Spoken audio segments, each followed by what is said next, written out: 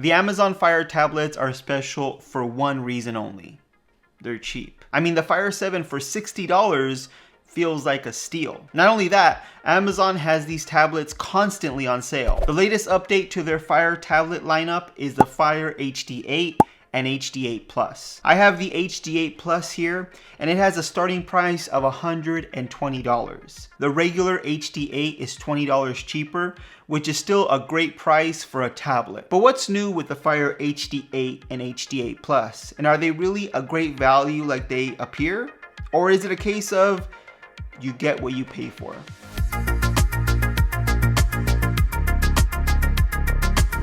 Let's start with the differences between the Fire HD8 and the HD8 Plus, and let's see if the 8 Plus is worth the $20 difference. When it comes to display, storage, and CPU, it's all the same. You have the same 1280 by 800 resolution display, 32 gigabytes of starting storage with expandable storage up to 1 terabyte, which is kind of crazy that this $100 tablet has expandable storage up to 1 terabyte. But it's nice to have. I'm glad Amazon included it. It's just a little weird to actually hear that out loud. You also have a 64 gigabyte internal storage version for $30 more. The Fire HD8 Plus comes with 3 gigs of RAM instead of 2 gigs, which isn't a huge deal, but it will result in better overall performance, especially when compared to the standard version that just has the 2 gigs of RAM. Also inside the box, the HD8 Plus has a 9-watt power adapter instead of the 5-watt that comes with the standard version. So you will get faster charging, at least out of the box you'll have that faster charging brick.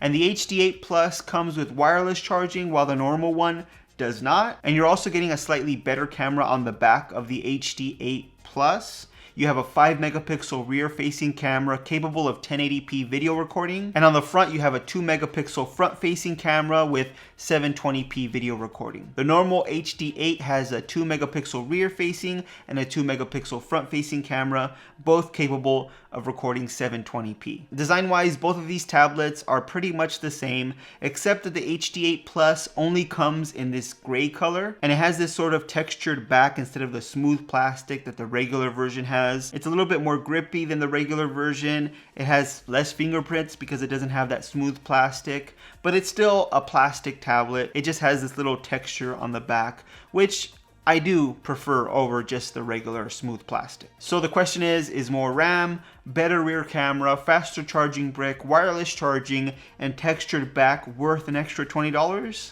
Yeah, I would say so, but it's gonna depend on you. $20 isn't too much to get those extra features on this tablet, so I think it's worth it. Now let's get into what I like about this tablet and what I don't like.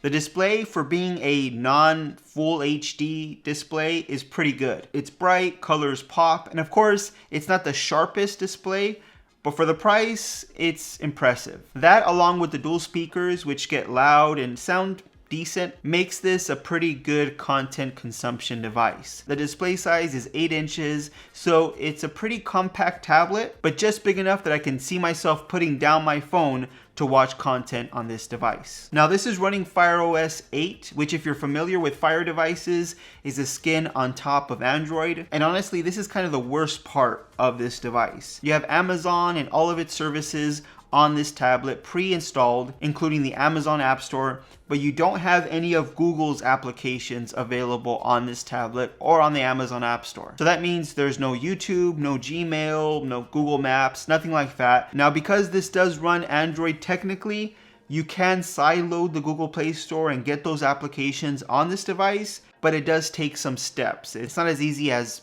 downloading the Google Play Store and putting it on the device. Now I did make a whole video on how to do it. If you want to check it out, I'll leave a link to that video here and in the description below. But if you stick with just Fire OS and you use the Amazon App Store, you can find most of the apps that you're looking for. Netflix, Disney Plus, Prime Video, all those applications that you watch content on are going to be available on the Amazon App Store, at least most of them. You also have a wide selection of games available, and really that's what this tablet is meant for. Content consumption. You're going to want to download all those applications and use this tablet for those things. Now, performance wise, the Fire HD8 is pretty good as well. I reviewed the 2022 Fire 7, and performance wise, that one kind of struggles. It was slow, navigating the UI was clunky, and the Fire HD8 Plus is just so much better when it comes to actual performance, actually using the tablet. Applications open up quicker, casual gaming is just fine, and navigating the UI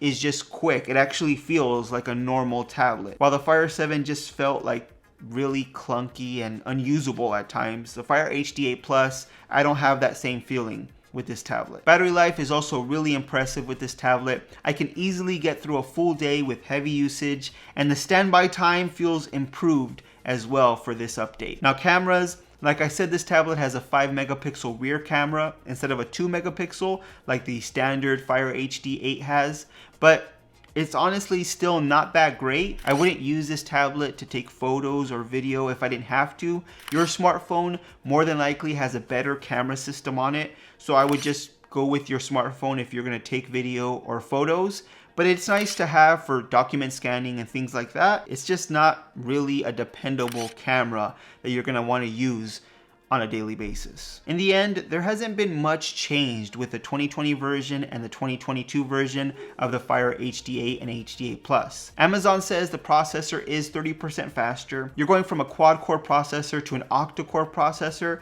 and honestly, performance is always a welcome change when it comes to Fire tablets. Having better performance is always nice to have. Battery life is slightly better as well, but that's usually what Amazon does. They don't change too much with each refresh. They usually just improve performance and add a couple more features, and that's really what we got with the Fire HD8 and HD8 Plus. Now, I do think it's a solid tablet. At $120, it's perfect to have at your bedside for reading or watching videos, browsing the web.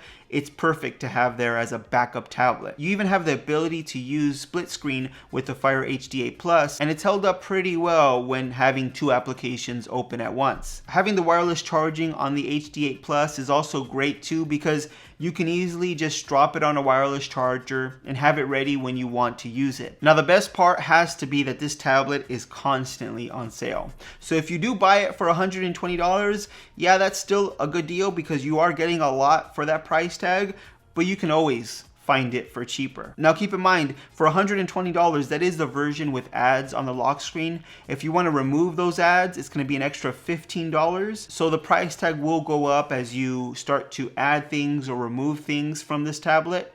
But a lot of times you can find this tablet for close to half off. I bought the Fire HD8 Plus for $65, which is just a crazy good deal. At that price tag, this tablet is a no-brainer. Just buy it and have it there when you need it. So I think the Fire HD8 Plus is definitely worth picking up, and it's well worth the low price tag that it comes with. But what do you guys think? Is the Amazon Fire HD8 and HD8 Plus worth it?